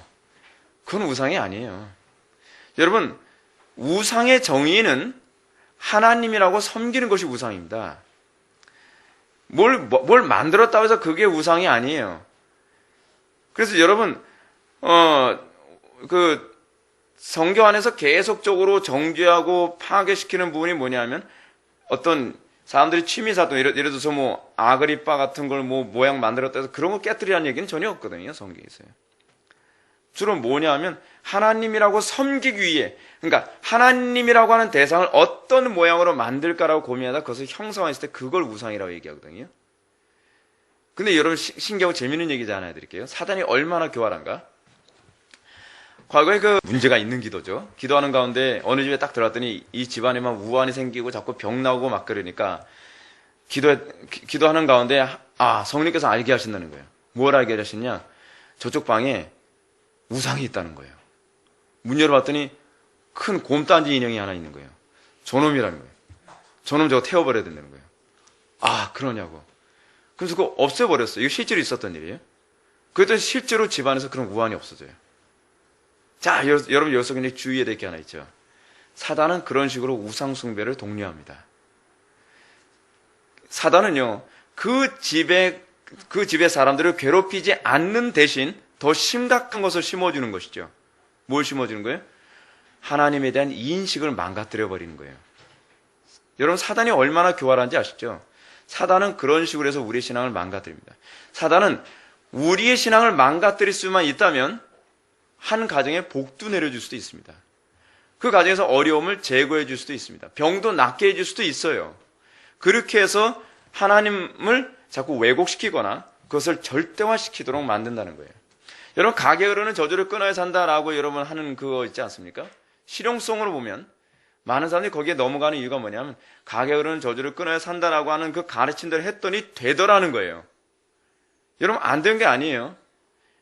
옛날에 그 가게 흐르는 저주를 끊어야 산다, 제가 그 책도 제가 한 두 종류로 제가 읽었는데 거기에 항상 실린 게 뭐냐면 그 성공 사례 같은 거거든요. 실제로 이렇게 했더니 이렇게 되더라. 근데 여러분, 신앙생활에서 항상 조심해야 될 게 있죠. 이렇게 해서 되더라가 중요한 것이 아니라 그렇게 해서 하나님에 대한 인식이 올바로 자리 잡았느냐라고 하는 것이고, 또 하나 뭐냐면 그렇게 해서 진정으로 하나님과 관계가 더 깊어졌느냐가 중요한 겁니다.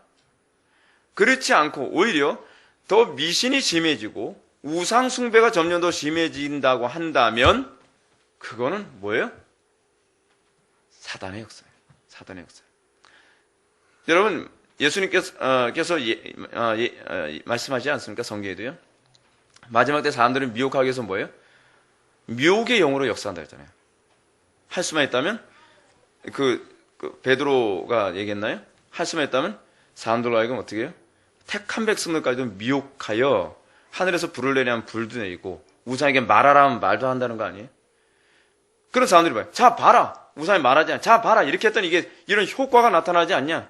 자, 봐라. 이렇게 했더니 교회가 급성되지 않냐. 자, 봐라. 이렇게 했더니 병이 낫지 않냐. 자, 봐라. 이렇게 했더니 가정에 복을 받지 않냐. 자, 봐라. 이렇게 했더니 우리 남편이 성공하지 않더냐. 근데 그렇게 해서 하나님하고 더 가까워졌습니까? 그렇게 해서 하나님에 대한 인식이 더 올바르게 됐습니까? 여러분들 신앙생활 하면서 뭘 많이 느끼죠?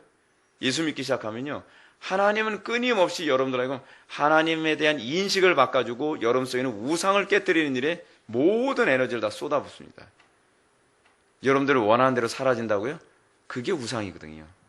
내 눈에 똑똑히 보이는 하나님, 내 마음에 쏙 드는 하나님, 그런 하나님은 없습니다. 여러분들이 천사가 아니라면, 여러분들이 타락하지 않았다면 몰라도요. 여러분들이 타락하지 않았다면 하나님의 방식이 내 방식하고 딱 맞아 떨어져야 돼요. 왜냐하면 타락하기 이전은 하나님의 형상이 훼손이 전혀 없는 상태니까. 근데 우리는 하나님과 원수된 상태거든요. 하나님과 원수된 상태이기 때문에 하나님의 방식은 사실은 100% 내 마음에 안 들어요. 그렇기 때문에 우리는 끊임없이 하나님과 갈등하기 때문에 십자가를 져야 되고 자기를 부인해야 되고 우리 정과의 십자가를 못 박으면서 날마다 그리스도의 영광에 참여하는 이 몸싸움을 해야 되는 것이 이 땅의 삶이거든요. 이게 신앙이에요. 이게. 근데 많은 사람들이 거기에 속아는 거예요. 미혹의 영이 그런 식으로 계속 사람들을 미혹하는 거죠. 그래서 여러분 트레스테아스 문제가 뭡니까? 금가루 되더래요. 금가루 될 수 있어요. 안 된다는 게 아니에요. 어떤 사람은 금리빨 됐대요. 저는 생리빨 됐으면 더 좋겠어요. 근데 여러분 금리빨 됐다, 금가루 쏟았다.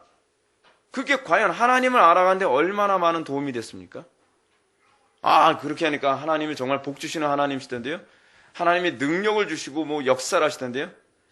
여러분 그런 거 추구하는 사람 치고 정말 하나님께 대한 깊이 있는 성자 같은 삶을 사는 사람이 과연 어디 있습니까? 오히려 더 더 윤리도덕적으로 망가진 사람들을 계속적으로 양산해놓고 금가루가 과연 뭐가 중요합니까? 오히려 여러분 예수님이 오병이어의 기적을 일으키고 난 다음에 뭐라고 말씀하십니까? 수많은 무리들이 따라다니니까 저희들이 나를 따라다니는 것은 떡을 먹고 뭐예요? 배부른 까닭이라. 예수님께서 오히려 그 부분에 대해 혐오하고 계시죠. 그래서 오히려 그 사람들 불러 모아놓고 뭐라 합니까? 자기 부인하라는 거 아니에요. 오히려 자기를 부인하고 십자가를 지라고 해서 얘기하는 거 아닙니까? 살리는 것은 영이요 육은 무익하다고 얘기하지 않습니까? 그러니까 어떻게 합니까?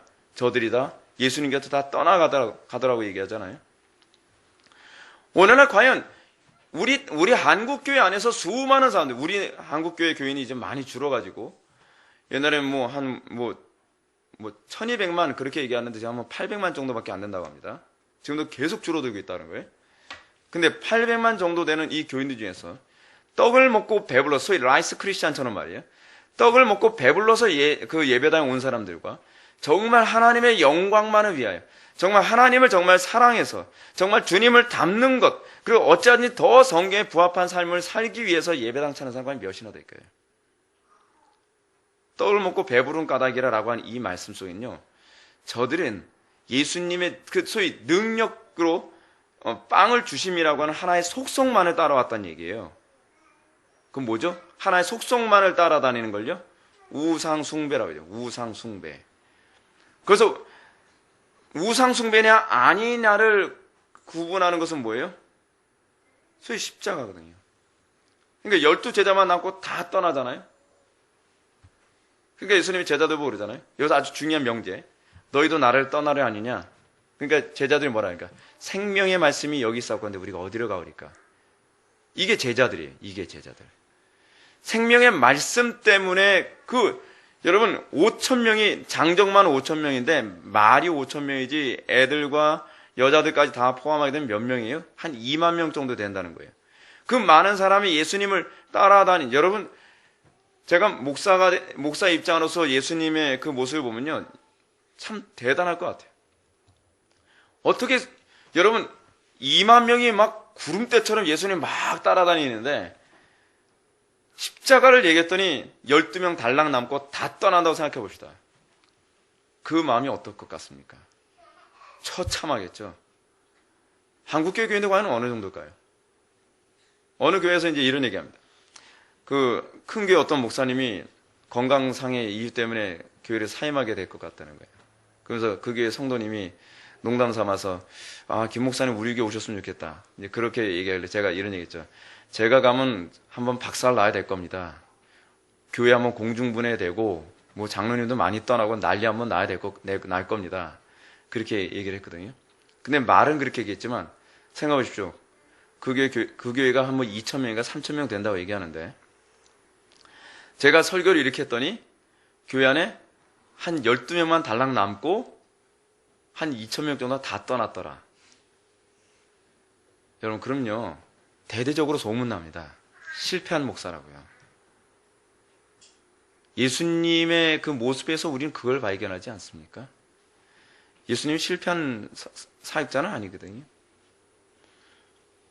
우상 숭배를 궁극적으로 뜯어 고치지 않으면 2만 명을 몰고 다니는 게 의미가 없다는 얘기예요. 한국교회는 우상을 섬겨도 좋으니 많이만 모여다오라고 하니까 도덕성이 불신자들보다 날 게 하나도 없는 거예요. 항상 우상 숭배는 뭐와 같이 가냐면 부도덕과 같이 가거든요. 그러니까 그래요. 참 안타까운 문제죠. 2절 봅시다. 하나님의 형상과 결부시키는 것은 그의 위엄을 욕되게 하는 것. 여러분, 우상 숭배가 하나님을 욕되게 하는 것이라는 걸 우리가 정말 얼마나 우리가 피부로 느끼고 있을까요? 그래서 여기서 뭐 다른 건 다 패스해버리고요. 밑에서 두 번째 줄 한번 보면 하나님에 관해서 뭐라 하냐면 측량할 수 없는 분을 나무나 돌이나 금 등 하찮은 것으로 만드는 행위는 곧 터무니없는 어리석은 허구로 하나님의 위엄을 더럽히는 것이다. 여러분, 하나님은 측량할 수 없는 분이라는 걸 믿으시기 바랍니다. 근데 하나님을 우리가 측량할 수 있는 하나님을 자꾸 만들려고 들어요. 이게 우상숭배라는 걸 우리가 알아야 된단 말이에요. 내가 예측할 수 있는 하나님. 전혀 제가 신앙생활에서 매번 느끼는 게 하나님은 예측할 수가 없어요. 내 생각은 너무 달라요. 제가 단편의 예를 들어서 제가 단독 목회를 제가 시작을 하면서 아직도 기억이 납니다. 이 단추가 없어서 단추 안 채우고 제가 설교하는 거 이해하십시오. 갑자기 떨어져 나왔어요. 저는 제가 머릿속에 이제 나름대로 그림을 그린 게 있죠. 자, 우리 교회는 이런 식으로 디자인하고 목회를 이렇게 하고 설교를 이렇게 하고 때 되면은 뭐 1년에 한 번씩 뭐 수련회도 하고 그리고 뭐 신년 특강도 뭐 이렇게 다 이렇게 하면 그래 뭐 가까운 시일 내에 교회가 급성장하고 급성장할 것처럼 보였죠. 제가 개척한 지 얼마 안 됐는데도 막 사람들이 막 40명 뭐 50명 가까이 막 늘어나고 그러니까 주변에서 다른 뭐 동료 목사님들이 야, 김 목사 뭐 개척한 지 몇 년 안 됐는데 성공한 목사다 막 그런 얘기까지 했거든요. 오죽하면 선배 목사님이 설교에 우리 노회에 이런 목사님이 젊은 목사님이 있는데 야 이렇게 성공적으로 목회를 한다 설교하면서 그런 얘기까지 했다는 거예요. 근데 내가 생각한 대로 움직여지지가 않는 거예요. 제가 부교육자 생활하면서 제가 가지고 있는 목회적 노하우가 그렇게 많이 있는데 그 노하우를 다 총력을 다해서 움직이면 기가 막히게 이렇게 제 계산상으로는 그래요. 탁탁탁 움직일 것 같은데 신기해요. 제가 원하는 대로 하나도 그렇게 안 돼요. 제가 원하는 유형의 사람들이 딱 들어오고 그 자리에 딱 포지션을 찾고 뭐하고 내가 이렇게 기도하면 하나님께서 이렇게 움직여서 이런 사람 보내주시고 제가 이렇게 기도하면 또 이렇게 교회에 이렇게 되고 그래서 팀 모임도 이렇게 딱 이루어지고 뭐 이렇게 되고 이렇게 되고 100% 그렇게 안 해주시더라고요. 하나님 마음이에요. 그래서 내가 목회를 제가 점점 알아가는 게 뭐냐면 내 마음대로 살아가는 게 복이 아니구나. 하나님 마음대로 살아가야 되는 거구나. 여러분 어떤 사람이 제일 위험한 사람인지 아십니까? 그 옛날에 한동안 카피라이트 중에 이런 말이 있었죠. 생각대로 뭐 그거 있잖아요. 내 생각대로 된다. 이거 정말 힘든 사람입니다. 여러분 신앙생활 내 마음대로 잘 됩니까? 여러분 하나님을 모르는 사람입니다.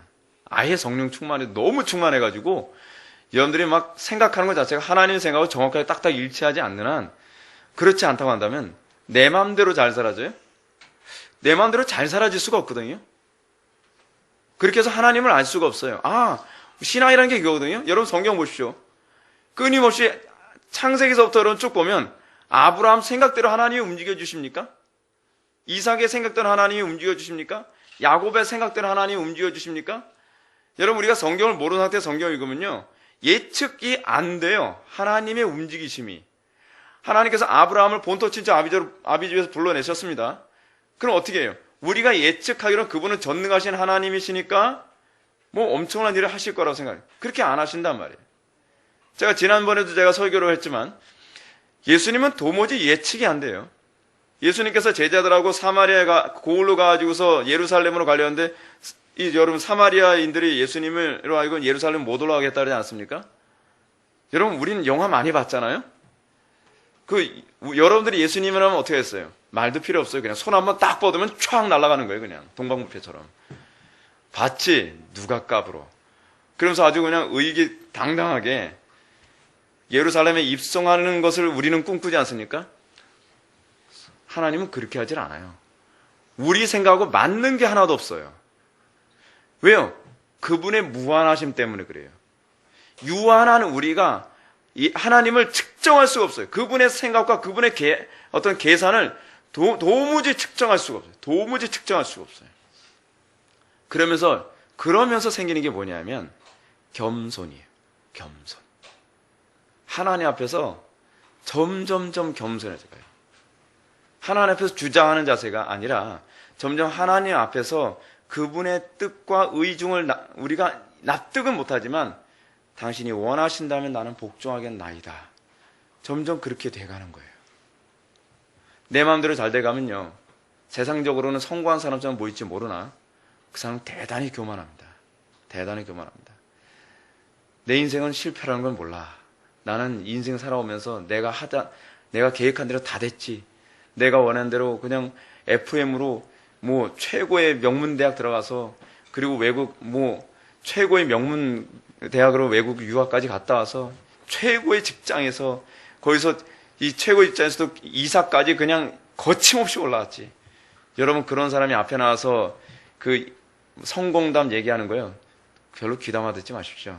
얻을 거 별로 없습니다. 아시겠습니까? 우리는 오히려 어떤 사람에게 얻을 게 많은지 아세요? 실패를 많이 한 사람, 좌절을 많이 한 사람, 그 실패와 좌절 가운데 하나님을 알아간 사람, 그게 사실 기독교의 간증의 그 백미인데 우리는 하나님 같이 살아온 사람에게서 뭔가 은혜를 받으려 들어요. 그거는 잘못 알고 있는 겁니다. 3절로 넘어갑시다. 하나님의 임재의 표징들도 형상이 구실되지 못함. 여러분, 하나님의 임재의 표지로 구약 성경에서 주어진 것이 뭡니까? 구리뱀. 그죠? 구리뱀이 하나님의 임재의 표지죠. 그리고 또 하나님의 임재의 표지로 주어졌던 것 중에 뭐 여러 가지 많이 있습니다. 하다못해 법궤까지도 하나님의 임재의 표지이고 다 그렇죠. 그래서 여러분 신약시대에 와서 하나님의 임재의 표지로 구약성경에 나타났던 그 상징물들이 남아있는 게 하나도 없죠. 하나도 없어요. 법궤도 없어져 버리고 십계명 돌판도 없어져 버리고 뭐 구리뱀도 없어져 버리고 다 없어졌습니다. 여러분 모르긴 몰라도요. 하다못해 천주교에서는 예수님이 십자가에 못 박혀서 돌아가셨던 그 나무 쪼가리조차도 그 나무 쪼가리를 그 보고 뭐 이렇게 저기만 해도 뭐 엄청나게 많은 죄가 용서함을 받는다 그러지 않습니까? 그런 미신이 생기는데 하다못해 하나님께서 직접 당신의 손가락으로 쓰신 십계명 돌판이 아직 남아있다면 이건 그 돌판 그냥 한번 스치기만 해도 뭐 한 민족이 다 막 그 죄가 다 용서받을 거라 그렇게 뻥을 쳐도 뭐 할 말이 없을 거예요. 그래서 그걸 다 없애버린 거죠. 그게 다 왜 자꾸 그런 게 우상이 되냐? 이유가 있죠. 구원이 우상화되면 그래요. 구원이 우상화되면. 그래서 여러분 중세시대 때서부터 초대교회 때서부터 계속적으로 나타난 이단의 특징이 뭐라 했죠? 하나님의 영광에 관심이 없고 구원에만 관심을 갖게 만드는 그것이 이단들의 특징이잖아요. 영지주의 이단도 그거고 다 그거거든요. 오늘날 나오는 이단 뭐 신천지 뭐 구천지 뭐 팔천지 할 것 없이 다 그런 거 아닙니까? 다 구원이에요. 구원만 받으면 뭐 하나님의 영광이 자식 필요 없어요. 나 구원받았나 구원받지 못했나? 당신 구원받았어? 당신 언제 구원받았어? 구원만 자꾸 얘기하잖아요. 하나님의 영광에 관심이 없어요. 당신 구원받았다 칩시다. 근데 당신 그렇게 살아서 되겠어요? 하나님 영광 나타내. 영광이 나발이 필요 없어. 넌 영광 따지는데 너 구원 언제 받았어? 그 얘기는 자꾸 구원만 얘기하는 구원만. 오늘날 종교 통합 운동하면서도 여러분 WCC 운동에서 핵심이 무엇이냐 아십니까? 구원이거든요. 구원. 다른 종교에도 구원이 있다. 어떻게 구원이 있냐? 다른 종교 구원이 없다 그러면 편협한 거지. 다 구원이 중심, 구원론 중심이에요. 다. 여러분 우리 개혁주의는요. 조직신학에서 구원론 중심이 아닙니다. 신론 중심입니다. 신론 중심. 하나님 중심 사상이 초점이고요. 하나님을 영화롭게 하는 자에게는 구원이 뒤따라오는 거예요. 그건요. 그러니까 자꾸 그런 식이 돼버리니까 이 모든 게 다 망가져버린 거예요. 그래서 칼빈이 여기서 뭘 얘기하냐면 성령께서조차도 비둘기 모양 나왔다 가갑자기 사라졌다. 그건 무슨 얘기예요? 성령님조차도 우리가 볼 수 있는 분이 아니다라고 하는 것을 얘기하는 것이고, 율법 시대의 속죄소, 다른 말로 시은좌라고 얘기하죠. 여러분, 속죄소에 보게 되면 천사가 있지 않습니까? 천사가 근데 어떻게 하고 있는지 여러분 아세요? 한쪽 날개는 법궤를 덮고 있고, 한쪽 날개는 그 지성소의 반대쪽 벽을 향하고 있거든요.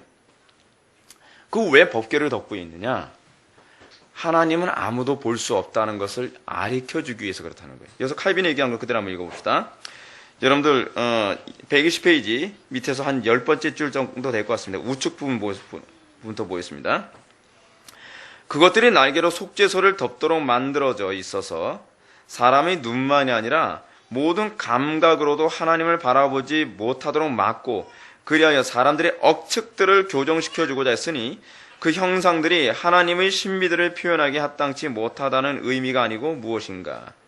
뿐만 아니라 선지자들은 환상 가운데 스랍들이 얼굴을 가리고 있는 것을 본 것을 진술하여 하나님의 영광의 광채가 너무도 찬란하여 천사들조차도 그것을 똑바로 쳐다보지 못하며 천사들의 얼굴에서 번쩍이는 그 희미한 광채도 우리 눈에 가려져 있다는 것을 시사해 주는 것이다. 그래서 중요한 얘기. 여러분들 천국에 가면, 여러분들 지금은 육을 입었으니까 하나님을 잘 모르지만, 여러분 천국에 가면 이제 하나님 100% 알 수 있을까요? 모릅니다. 아시겠습니까? 여러분들이 천국에 가도 여러분들이 완전히 거듭나서 여러분들이 천국에 가서 이제 완전히 그 변화된 육체를 입고 살아간다 할지라도요, 여러분들은 하나님을 100% 알지 못합니다. 왜냐? 여전히 우리는 피조물이기 때문에. 우리가 영원한 천국에 들어왔을 때요, 창조주와 피조물의 한계는 분명히 선이 있습니다.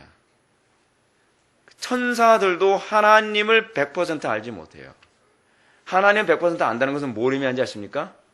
하나님이 됐다는 얘기예요. 우리는 피조물의 한계성이 영원한 천국에 와서도 여전히 있어요.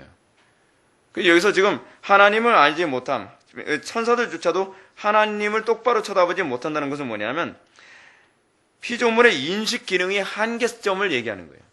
피조물은 하나님을 100% 알 수 없다. 그걸 얘기합니다. 4절 보시겠습니다. 성경은 어떠한 형상으로든 하나님을 형상화하는 것을 일체 금지함. 열국이 우상은 그 은금이요 사람의 손으로 만든 것이라 는 말씀도 동일한 목적을 지닌다. 시편 기자는 이를 통해서 금이나 은으로 된 우상들은 신들이 아니라는 것을 말하며, 또한 우리가 우리 마음으로 하나님께 대하여 생각하는 모든 것들은 그저 어리석은 허구일 뿐임을 당연시하고 있다. 라고 합니다. 우리가 우리 마음으로 하나님에 대하여 생각하는 것.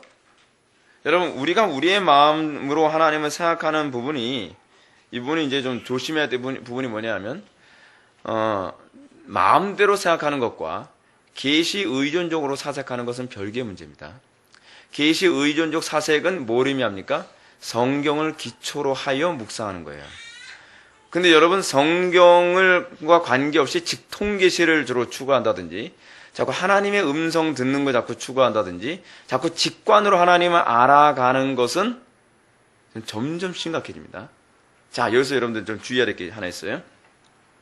이런 얘기를 하면 성령 체험 많이 한 사람들이 자꾸 이런 얘기합니다. 목사님 모르셔서 그러는데요, 제가 응답 받은 건 다 맞았어요. 다 맞습니다. 네, 맞을 수 있습니다. 저도 과거에 기도 9시간씩 하고 막 그랬대요. 기도에서 응답 받은 것 중에서 제가 틀려본 적이 거의 없다고 해도 과언이 아닐 정도였어요. 근데 거기에 함정이 있습니다. 뭔지 아십니까? 점점점 의식하지 못할 정도로 틀리게 만들어 갑니다. 사단이에요. 그렇게 해서 어떻게 만드냐? 성경보다 내 직관을 더 신뢰하게 만들어요. 그렇게 해서 나중에 교주가 되게 만드는 거예요. 사단이, 여러분, 그렇게 바보가 아닙니다. 아시겠습니까? 사단은요, 제가 아까 여러분한테 말씀드렸죠. 어느 방에 인형이 있어. 그 인형 없애면 되는 거예요. 없었더니 진짜 그 집안에 우환이 없어지는 거예요. 근데 그 한두 번이 아니고 가는 데마다 그렇게 하는 거예요. 가는 데마다 그렇게 하면 되니까 어떻게 해요? 설교하면서 계속 그거 강조하는 거죠. 내가 이런 거 한두 번이 아니다. 뭘 모르는 사람들, 맨날 성경 가지고 학문적으로만 따지는 사람들이 그거 아니다 그러는데 체험을 안 해봐서 그렇다. 내가 기도하면서 어느 집 가서 그 인형 없앴더니 병이 낫더라. 어느 집 가서 내 인형 없앴더니 그 집에 우환이 없어지더라. 그게 여러분 9집이 되고 10집이 되고 50집이 되고 100집 되면 뭐가 됩니까? 성경보다 권위가 더 올라가는 거예요. 근데 중요한 건 점점 신앙은 망가지고 있는 거예요. 사단이 그렇게 교활합니다. 그러면서 사람은 어떤 식의 고정관념에 빠지기 시작하면 그 다음서부터 막 틀려도 맞는다고 해석을 하는 거예요. 꽤 맞추기식이 돼가는 거예요. 그러면서 한 사람의 인생이 철저하게 망가져가요. 철저하게 망가져가요. 전 그런 은사주의 목회하시는 그 부흥 강사들 많이 봤습니다. 처음에는 정말 말하는 것마다 다 맞았다는 거예요. 기도하는 것마다 척척 응답이 됐다는 거예요. 근데 점점 도덕성이 망가지고 하는 것마다 막 응답 받았다고 하는데 이상하게 응답받고 뭐 예배당 건축 안 해도 되는데 하나님께 예배당 건축 해야 된다고 막 응답받아서 이 멀쩡한 예배당 다 때려부숴 다시 예배당 지나고 교회가 막 환란 가운데 들어가고 왜 그럴까요? 사단이 거기까지 다 계산해 놓은 거예요. 사단이 바보가 아닙니다. 왜 하나님께서는 당신을 계시하는데 성경으로만 또는 성령으로만 하지 않으실까요? 그 이유가 있다 그랬죠. 성령님은 항상 성경의 권위를 높이시고 성경은 항상 이 영이 성령인지 아닌지를 항상 분별하게 하시기 때문에 그래요. 그래서 말씀과 기도는 따로 가면 곤란해요. 굉장히 위험해요. 항상 사단의 틈탈 그 중요한 통로를 제공하는 거예요. 항상 성령님은 성경의 권위를 높이시는 분이시고 그리고 성경은 항상 이 영이 하나님으로부터 온 영인지 거짓 영인지를 구분하는 아주 전형적인 소위 그 잣대가 되는 거예요. 시금석이 됩니다. 그래서 말씀과 기도는 절대 따로 가면 안 돼요. 그렇지 않으면 항상 어디로 가요? 우상 숭배에 빠지게 되는 겁니다. 우리가 이 마지막 때를 살아가면서 점점 더 이 부분에 대한 도전은 심해져 갑니다. 여러분 이 시대는요 배도 시대입니다. 끊임없이 아주 교묘하게 끊임없이 사람들을 미혹해가고 진리에서 자꾸 떨어져 나게 만듭니다. 이번에 WCC 문제를 가지고 굉장히 많은 이슈가 있었고 그리고 거짓되는 가르침으로 인터넷에 막 논문도 올리고 뭐 글도 올리고 막 여러 가지 막 대단했습니다. 근데 인터넷상에서 WCC 운동이 정당하다라고 하는 분들의 글을 읽어보면요 굉장히 그럴싸해요. 굉장히 타당해 보여요. 그러니까 교인들이 거기에 막 확 넘어가는 거예요. 근데 왜 그러냐? 여러분 사단은요 절대로 뻔한 거짓말로 우리를 미혹하지 않습니다. 굉장히 비슷하거나 그리고 굉장히 애매한 부분을 가지고서 우리를 미혹해 나갑니다. 그래서 우리로 하여금 진리로부터 떨어져나게 만들고 사단의 궁극적 목적은 뭐예요? 하나님의 영광을 철저하게 짓밟는 게 사단의 목표거든요. 사단이 제일 싫어하는 게 있죠. 하나님의 영광이에요. 하나님의 영광. 사단은요 구원받을 백성을 구원 못 받게 할 수가 없습니다. 그건 사단의 영역이 아니에요. 그건 하나님 주권이에요. 근데 사단이 할 수 있는 영역이 있죠. 그러니까 할 수 있는 영역이라는 것이 뭐냐면 어느 정도 허용된 영역이라는 거예요. 뭐냐면 할 수 있는 한 마지막 심판이 올 때까지 하나님의 영광을 철저히 짓밟는 거예요. 하나님의 영광을 철저히 짓밟는 방법 중 하나 뭔지 아십니까? 하나님의 형상대로 변화되어진 교회를 박해하는 거예요. 왜 교회를 박해하는 것이 사단의 최고의 목적이냐면 여러분 꼭 그런 거 있잖아요. 저 사람을 보면 그 사람의 아버지가 생각나요. 얼굴이 꼭 판박이야. 난 근데 그 아버지 너무나 증오하거든. 근데 저 아들만 보면 그 아버지가 보여서 미워 죽겠어. 이런 식이에요. 하나님의 자녀들을 보면 사단이 이가 갈릴 정도로 싫어하는 이유가 뭐냐면 우리의 삶 자체에서 우리의 영광스러운 삶을 통해서 자꾸 하나님이 보이는 거예요. 사단이 제일 혐오하는 게 하나님의 영광이거든요. 하나님의 영광의 반영체인 교회를 하나님에게 대적할 수는 없으니까 하나님을 대적하는 방법 중 하나 뭐냐면 그의 형상대로 창조된 변화되어진 교회를 박해함을 통해서 그걸 즐거움으로 삼아요. 그래서 사단이 계속하는 게 뭔지 아세요? 파괴예요. 파괴. 어떤 사람 지옥 보내는 거 여러분 착각하지 마십시오. 지옥 가고 천국 가고는 하나님 주권입니다. 우리가 관심 가져야 될 게 뭔지 아십니까? 우선순위는 그거예요. 하나님의 영광이에요. 저 사람 지옥 가면 어떻게 해요? 우리는 때로 어떠니 복음을 증거해야죠. 근데 항상 요번에 제가 조나단 에드워즈 책을 읽는데 이런 얘기합니다. 조나단 에드워즈가 이런 얘기예요. 어찌하든지 잘못해서 우리가 복음을 그릇된 잘못된 방법으로 복음을 전하더라도 구원받는 사람은 구원받지 않습니까? 라고 하는 그 논리에 관하여 조나단 에드워즈가 뭐라 얘기하냐면, 자, 좋다. 그렇게 해서 두세 사람이 구원받았다고 치자. 그러나 그 잘못된 전도의 방법을 통해서 구원받은 것보다 그 잘못된 전도의 방법을 통해서 실족된 사람이 수십 배로 많다고 하는 것에 대해서 어떻게 생각할 것이냐에 관해서 반박을 합니다. 우리는 오늘날 전도에 관해서도 굉장히 심각한 잘못을 저지른 것 중에 하나 뭐냐면 이거죠. 하나님의 영광을 짓밟아 가면서까지도 한 영혼 불쌍히 여긴다는 어떤 그런 명분으로 우리는 불법한 방법을 합리화시키려고 하고 있다는 사실입니다. 신화의 목적은 항상 어디에 초점을 맞죠? 여러분 직장에서나 가정에서나 여러분 다른 명분으로 하나님의 영광을 짓밟아도 된다고 하는 그런 명분을 만들지 마십시오. 하나님의 영광이 나타나면 오히려 다 구원을 받을 수 있는 다른 사람들, 구원받기로 작정된 사람들이 구원받게 되겠지만 오히려 우리가 불법한 방법을 가지고 전도에 상하게 되면 한 사람이 비록 구원을 받을 사람이 구원을 받겠지만 힘들게 구원을 받을 겁니다. 갈등 많이 해가면서 교회를 그렇게 미워하고 혐오하다가 어느 날 갑자기 구원받는 일이 생겼죠. 그거는 그 사람이 잘해서 구원받는 것이 아니라 하나님의 주권으로 구원을 받는 거죠. 사랑하는 성도 여러분, 이제 말씀을 정리하겠습니다. 우리가 이 마지막 때를 살아가면서 우리가 항상 염두에 될 것은 내가 정말 하나님의 영광을 위해 살아가는 존재인가? 내가 우상 숭배에 빠져있지 않는가에 관한 부분을 항상 묵상해야만 합니다. 특히 제가 아까 여러분한테 말씀드렸던 것처럼 우리는 공적 예배만 예배가 아니라 했죠. 우리의 삶 자체가 다 예배 순서입니다. 우리가 아침에 자고서 눈은 딱 뜬과 동시에 만나는 모든 대상들과의 갈등과 어려움과 난관들 이 모든 상황에서 하나님 우리에게 질문을 던져. 너 어떻게 예배할래? 너 이런 상황에서 어떻게 나를 영화롭게 할래? 어떻게 너는 나의 의중을 찾고 그 의중 안에서 어떻게 복종하며 살아갈래? 라고 끊임없이 질문하게 될 겁니다. 여러분들 예배자로 살아가게 되면요. 여러분들은 점점 더 지혜로워질 겁니다. 여러분들이 예배자로 살아가면 점점 더 거룩해져 갈 겁니다. 여러분들이 예배자로 살아가게 되면 여러분들은 정말로 하나님을 영화롭게 하는 존재가 될 것입니다.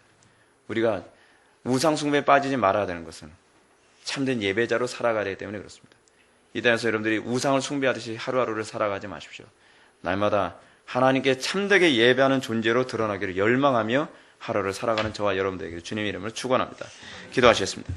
사랑이 많으신 하나님, 우리에게서의 우상 숭배적 요소를 날마다 찾아내 주시고 우리를 거룩하게 하시며 우리의 심령 속에 하나님을 더욱더 바라보게 하심을 진정으로 감사드립니다. 우리에게 믿음을 더하여 주시고 우리가 날마다 이 우상과 싸우되 피 흘릴까지 싸울 줄 아는 믿음 허락하여 주셔서 우리를 통하여 하나님을 영화롭게 하는 놀라운 역사가 나타나게 하여 주옵소서. 예수님의 거룩하신 이름으로 기도하옵나이다.